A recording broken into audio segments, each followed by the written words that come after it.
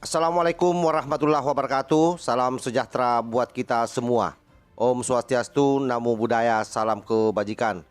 Sahabat-sahabat Tulang Sembilang yang saya hormati dimanapun juga berada, pada siang hari ini ada satu video yang saya akan komentari, di mana video ini adalah video dari elit kadrun. Jadi ini adalah video elit nomor 1 kadrun di Indonesia. Siapa lagi kalau bukan Rizik Syihab yang akan kita kuliti videonya. Kenapa penting saya reaksi ini? Yang pertama bahwa Rizik Syihab ini mencoba menggiring narasi sesaat terkait soal moderasi beragama. Sebelum lebih jauh membahasnya, coba kita lihat dulu cuplikan videonya. Yang waras tidak boleh mengalah terhadap mereka para pencuri agama yang menjadikan agama sebagai alat politik.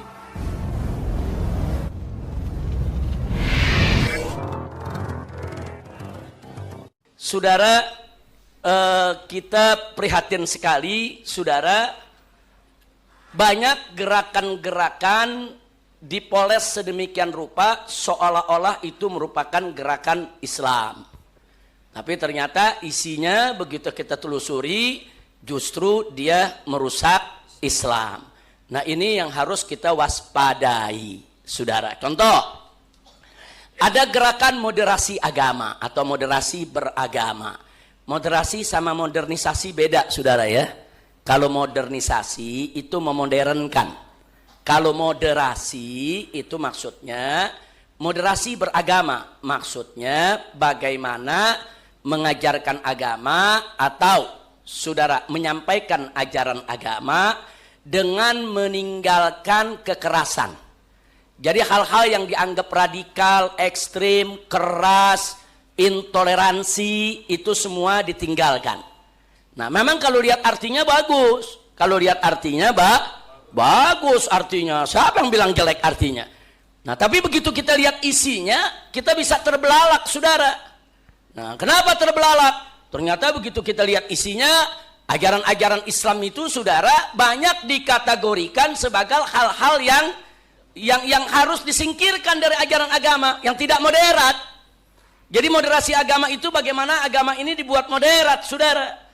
Nah, akibatnya apa? Akibatnya cadar, saudara, dianggap ini sudah tidak sesuai dengan zaman sekarang. Bahkan cadar dianggap itu ciri wanita yang radikal. Begitu juga lelaki jidat hitam pakai jenggot nanti dianggap radikal. Atau para habaib, ustadz pakai imamah, pakai sorban di kepala dianggap radikal.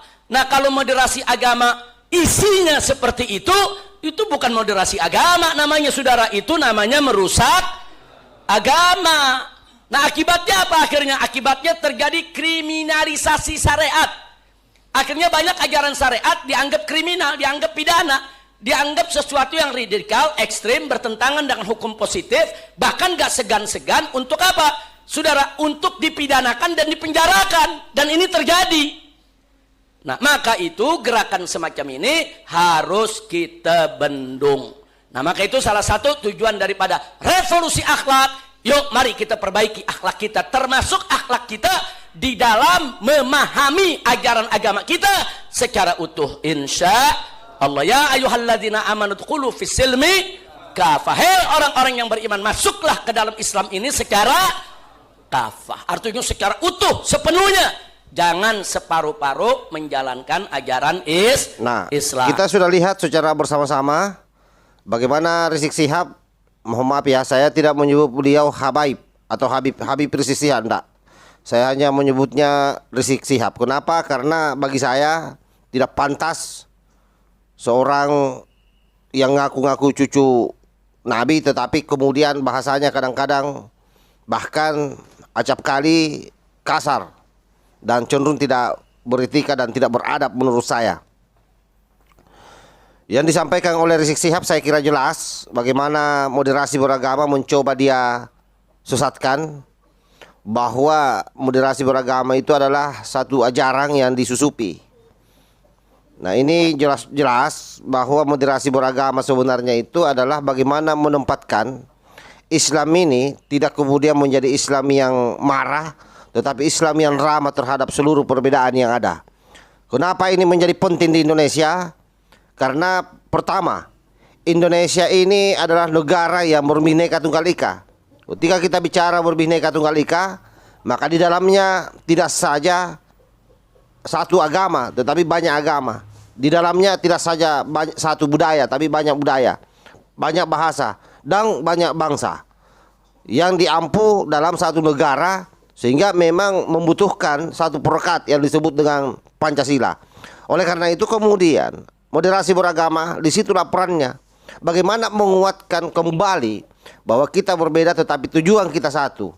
Bahwa kita memiliki agama yang berbeda, tetapi tidak boleh kita satu sama lain saling menyalahkan. Tidak boleh kita satu sama lain saling menyerang. Justru yang terjadi hari ini adalah bagaimana mereka yang selalu mengaku orang yang paling beragama justru menyalahkan orang lain dan acap kali mengkafir-kafirkan orang lain. Tidak saja sesamanya sebagai sesama umat Islam, tetapi lebih-lebih agama lain. Itulah sesungguhnya pentingnya moderasi beragama. Karena dengan moderasi beragama mengajak orang untuk toleran terhadap perbedaan yang ada. Kita tahu bahwa Nabi kita Nabi besar Muhammad sallallahu alaihi wasallam ketika berada di Madinah, bagaimana mendudukkan semua perbedaan yang ada.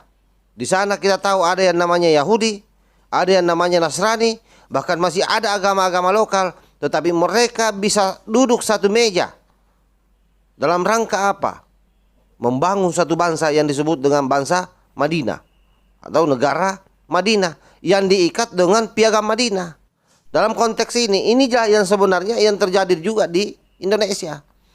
Yang hari ini kita paham bersama bahwa kita memiliki Pancasila yang menempatkan seluruh agama dan seluruh perbedaan itu bisa satu sama lain saling menghargai di dalamnya.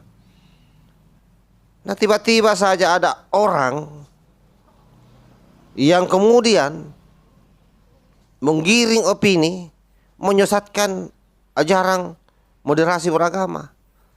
Nah, ini yang saya bilang, kalau tidak dikanter ini berbahaya, karena sekolah Rizik Syihab ini salah pun yang dia ucapkan bagi pengikutnya itu sesuatu yang benar. Kenapa? Karena sebagian dari pengikutnya memang rata-rata ya, bukan lagi sebagian, rata-rata. Kalau sudah bersentuhan dengan ajaran-ajaran radikal, maka sudah pasti otaknya akan dangkal. Kalau kita pinjam istilahnya Rocky Gerung, dungu. Jadi istilah Rocky Gerung sebenarnya itu arahnya itu ke sana. Orang-orang yang tidak mau menerima perbedaan, orang-orang yang selalu mau memaksakan kehendaknya, orang-orang yang selalu mau benar sendiri. Siapa itu? Mereka-mereka ini, terutama yang kita sementara bicarakan, Rizik Syihab.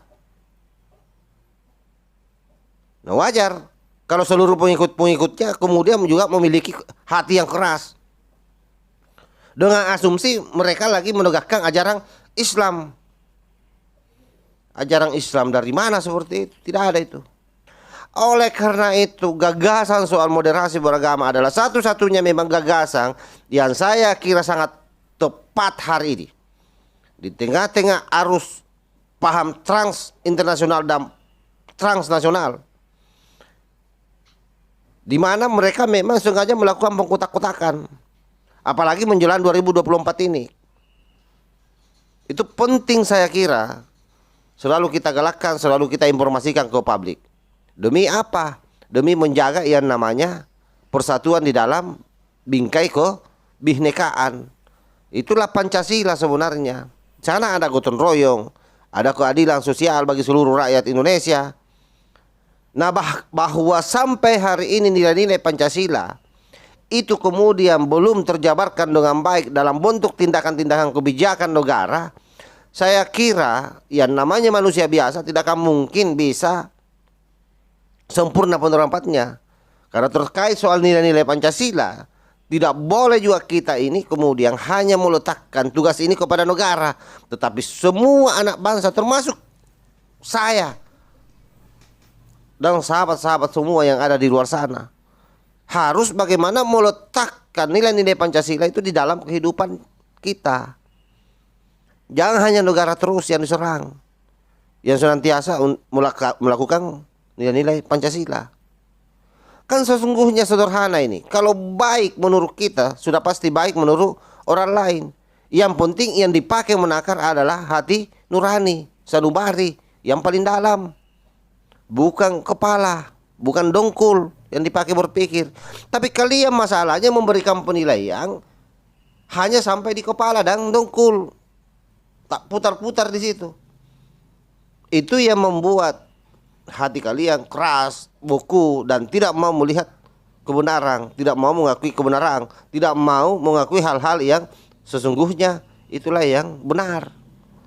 Selalu melarikan bahwa kebenaran itu hanya Anda. Padahal yang Anda maksudkan kebenaran itu adalah kebenaran menurutmu, menurut otak kerdilmu. Nah, ini yang soal hari ini. Sehingga memang orang beragama kalau tidak belajar soal sisi kemanusiaan, maka pasti hatinya akan keras. Dan di mana-mana itu saya temukan orang-orang seperti itu. Dan tugas kita adalah sekali lagi memberikan edukasi kepada masyarakat, terutama yang belum terlalu jauh melangkah,